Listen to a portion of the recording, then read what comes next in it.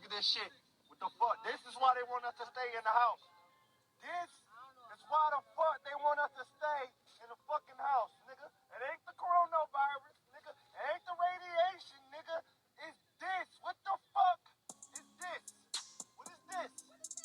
What is that? What is this? Hold on. What is this? What is this? What is that? What is this? What is this in the sky right now? What's going on? They not airplanes. They doing formations and shit. Like, what's going on? For real, for real. Somebody please explain to me, man. What's going on, man? Hey, this shit crazy right now. What the fuck? Whatever that is, it's so high. Right here. Look, there's another one. Way too fucking fast, bro.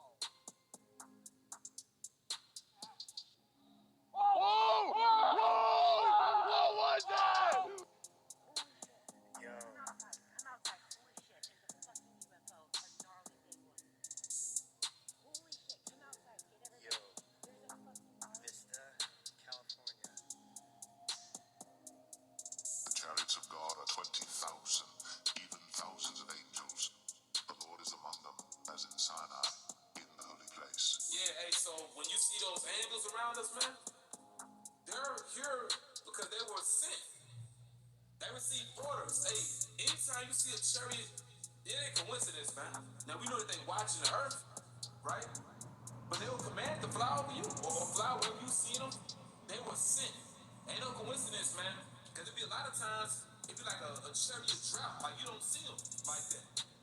But anytime they show up, they were sent. So you can see it, because you know what it is. But we're in a time, he's going to command deliverance to Jacob. He's going to command his son to come back. And only his son can deliver us, man. And only the Father knows the thing. All right? The chariots of God are 20,000, even thousands of angels. The Lord is among them, as in Sinai. Yo, check this out, man. What's that, man? I don't know, I'm recording it. That's not a plane, is it? No way, what's that flashing thing? It's with you, man. It should look like it's coming towards us, bro. Whoa. Yo, where's it? Where's that? Oh, shit. See that?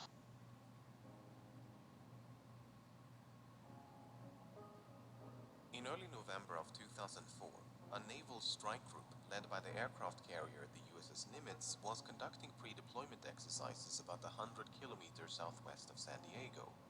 Starting around the 10th of November, radar technicians aboard a guided missile cruiser, the USS Princeton, were puzzled by a series of unidentified radar tracks near San Clemente Island.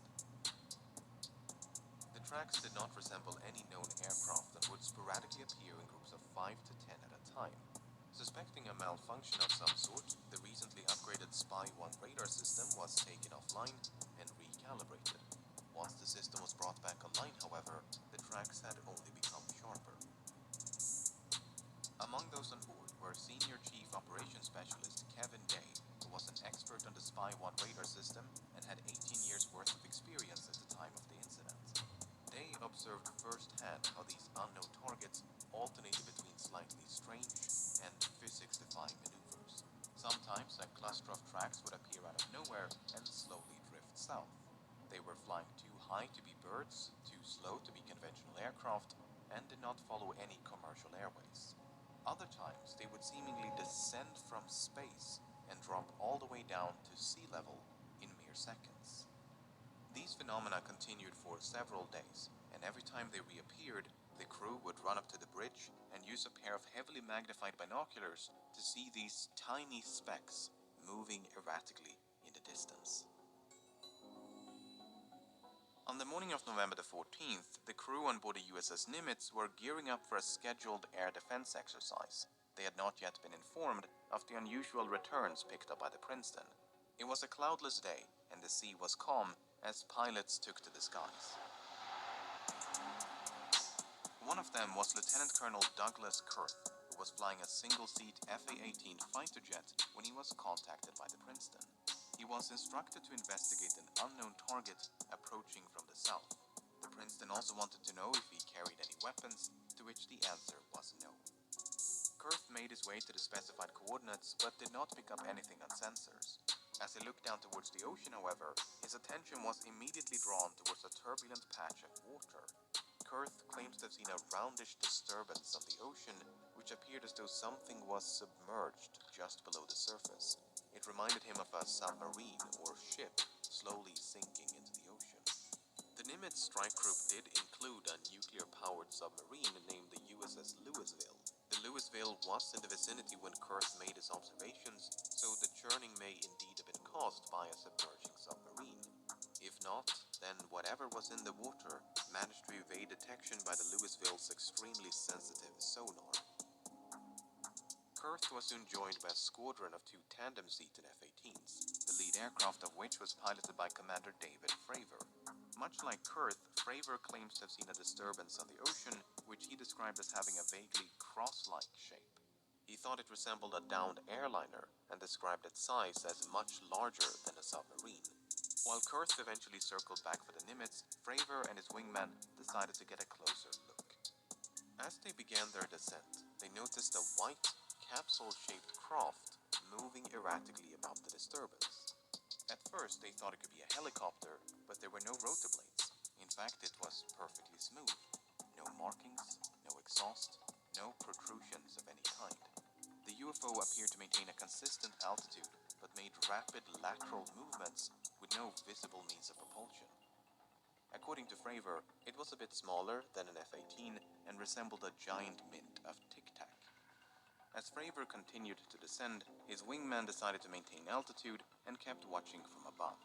Flying in a spiraling downward motion, Fravor was getting closer and closer until suddenly the UFO realigned its axis and began to climb at an incredible rate of speed. Both of them were now flying in a circle. The UFO was coming up while the F-18 was going down. In an effort to close the distance between them, Fravor made a final aggressive turn before the UFO rapidly accelerated up to a hypersonic speed and disappeared in a matter of seconds. As they looked down towards the ocean, it was now perfectly calm. Okay, but what about the video? Well, so Fravor and his wingman made it back to the Nimitz. They landed and ran into a different flight crew preparing to head back out. They told them what they had seen and to be on the lookout for anything out of the ordinary. Soon thereafter, another tandem-seated F-18 took to the skies. This time, it was outfitted with an advanced targeting forward-looking infrared camera system. This at-flare pod is controlled by the weapons systems operator seated behind the pilot, and the backseater of this flight was Lieutenant Chad Underwood. A few minutes after departing the Nimitz, Underwood detected something on his radar. The unknown target was directly ahead, a few tens of kilometers away. The target's behavior was erratic and unpredictable. Its altitude and airspeed were in constant flux. According to Underwood, it simply did not abide by the known laws of physics. At some point, Underwood managed to get a lock on the target with the at-flare camera, and this is when the much-publicized video was recorded. At the beginning of the video, we see a UFO being tracked in infrared. Underwood then switches to visible light, revealing an out-of-focus, rounded mass in the distance. He then switches back to infrared and alternates between 2 different zoom levels on multiple occasions. Not much happens until the very end of the video, when the UFO suddenly disappears off to the left-hand side of the screen. As the target was too far away to be seen with the naked eye, neither Underwood nor his pilot ever made visual contact. The Princeton continued to detect anomalous radar tracks for at least 2 more days, and according to Senior Chief Day, they eventually disappeared near the Mexican island of Guadalupe.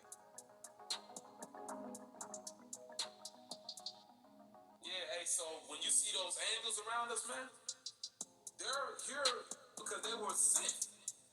They received orders. Hey, anytime you see a chariot, it ain't coincidence, man. Now, we know that they watching the earth, right? But they were commanded to fly over you or fly wherever you see them. They were sent. Ain't no coincidence, man. Because it'd be a lot of times, it'd be like a chariot drought. Like, you don't see them like that. But anytime they show up, they were sent. So you can see it because you know what it is. But we're in a time he's going to command deliverances for Jacob. He's going to command his son to come back. And only his son can deliver us, man. And only the Father knows the day. All right?